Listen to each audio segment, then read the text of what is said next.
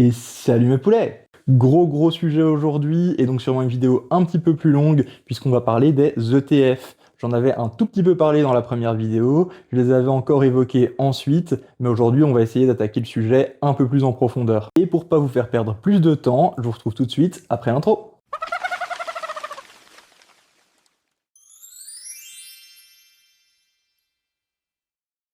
Il faut savoir que les ETF les plus communs pondèrent les entreprises en fonction de leur capitalisation boursière. C'est-à-dire que plus une entreprise est grosse, plus elle va prendre de la place dans l'indice.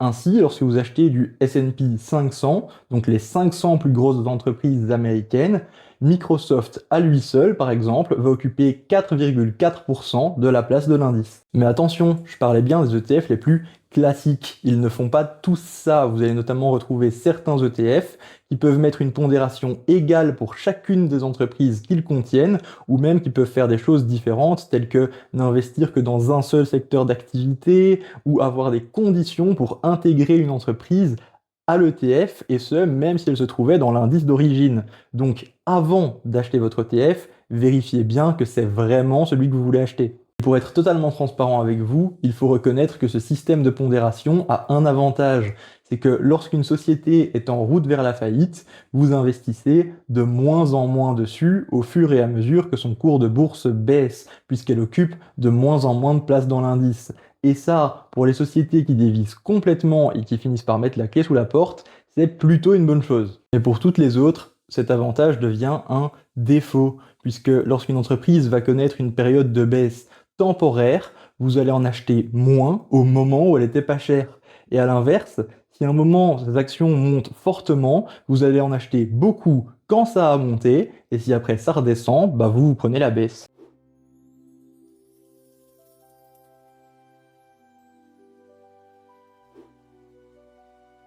Pour être honnête, ce n'est pas très grave tant que tout va bien et que l'économie bat son plein.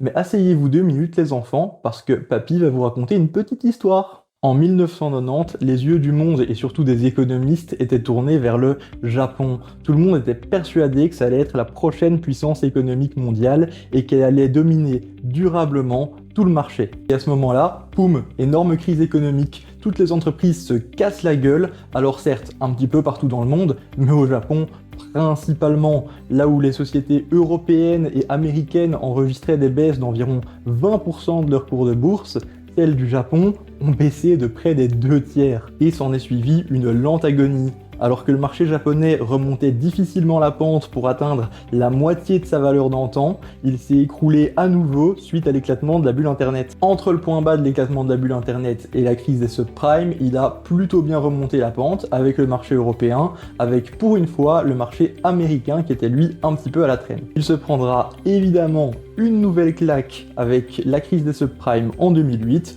et puis le petit flash crash du Covid, pour finalement atteindre ses plus hauts de 1990 en 2024. Pourtant à l'époque, les experts étaient unanimes, le Japon c'était l'avenir. Si bien qu'en 1990, il occupait à lui seul 45% de la capitalisation boursière mondiale. Et aujourd'hui, vous voyez le petit truc rouge là? Eh ben c'est lui, de 45% à 6%. Ça pique un petit peu, non? Et si vous avez été un petit peu attentif au graphique, il y a autre chose qui doit vous sauter aux yeux. C'est qu'aujourd'hui, dans un indice MSCI World, 72% de l'indice sont en réalité des boîtes américaines et donc des boîtes du S&P 500. Évidemment, tous les experts vous diront que oui, mais c'est parce que les USA, c'est l'avenir. Alors qu'on soit très clair, je ne suis absolument pas en train de dire que ce ne sera pas le cas. Potentiellement, les USA vont continuer à avoir de superbes performances et peut-être même qu'un jour, ils pèseront 80-85% de l'indice mondial. Honnêtement, j'en sais rien. Mais si jamais l'histoire venait à se répéter, ça pourrait faire très mal à vos investissements. Après, il faut être honnête, les USA ont quand même une grosse culture du libéralisme et il y aurait fort à parier que même s'ils traversaient une grosse période de crise, si par exemple l'intelligence artificielle ne rapportait pas autant de profits que prévu ou que Trump faisait encore une énième connerie, sûrement que leur économie se rétablirait ensuite. Donc il reste un bon pari, mais il faut savoir le doser.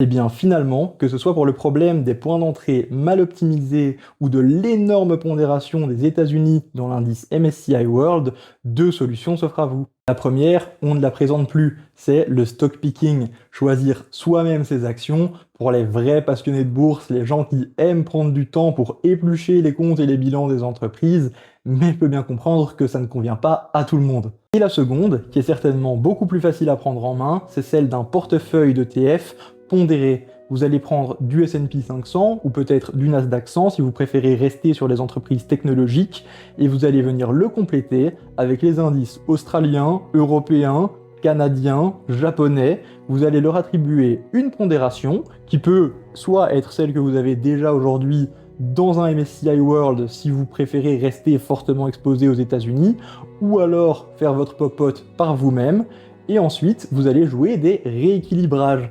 À chaque fois qu'un ETF baisse alors qu'un autre monte, vous pourrez racheter celui qui a baissé.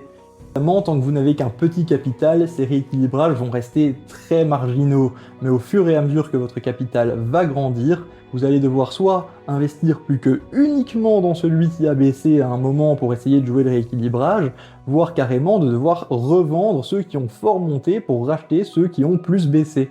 En plus, ce portefeuille vous donne même l'opportunité de pouvoir volontairement aller surpondérer certains indices dans certains cas.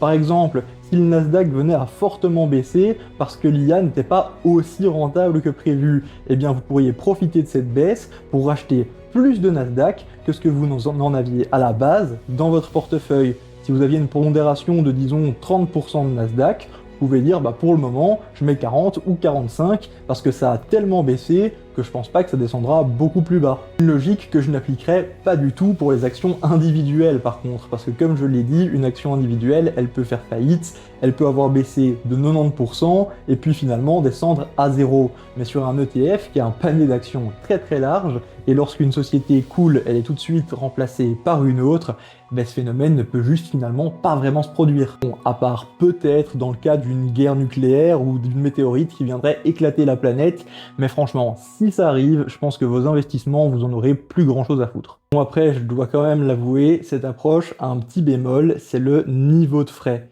Sur un ETF MSCI World, vous pouvez trouver des niveaux de frais très bas, tournant autour de 0,15% par an. Si vous faites un portefeuille avec divers ETF que vous venez imbriquer les uns dans les autres, vous risquez de vous retrouver avec un niveau de frais final qui sera peut-être plutôt à 0,3 voire 0,4% annuel. C'est vrai, sur le très long terme, ça peut avoir un petit impact sur votre performance. Mais qu'on soit clair, les niveaux de frais dont je parle ici n'ont rien à voir avec ceux de l'épisode 1 où je comparais les paniers de fonds et les ETF. Ils restent quand même très faibles et finalement 0,2 ou peut-être 0,3% de frais annuels supplémentaires avant de vraiment avoir un gros impact sur votre capital, il faudra attendre le très long terme. Et là, je vais me permettre de citer Keynes qui disait à long terme, nous serons tous morts. Bref, ce que je voulais mettre en avant dans cette vidéo, c'était juste quelques petits problèmes structurels des ETF et une façon d'un petit peu les contourner. Ça ne veut pas dire que c'est une solution magique à l'investissement, que vous allez voir vos performances exploser grâce à ça, mais vous pouvez quand même avoir une très bonne performance, peut-être en maîtrisant un petit peu mieux votre risque. Et à titre personnel, je l'ai backtesté sur des périodes de 20-25 ans, et en faisant un portefeuille d'ETF avec différents ETF qui se répondaient les uns aux autres, j'ai eu une très bonne performance avec une volatilité qui était plus faible que celle du MSCI World. Donc je pense que c'est une approche qui peut s'envisager. On se retrouve très bientôt pour une autre grosse vidéo dans laquelle on va parler des risques des différents sous-jacents. On va arrêter de parler uniquement actions puisqu'on veut aussi y ajouter l'or, la monnaie, les obligations, enfin bref, tout ce qu'il faut savoir pour investir convenablement et comment imbriquer tout ça ensemble. Et puis d'ici là, je vous dis à bientôt mes poulets!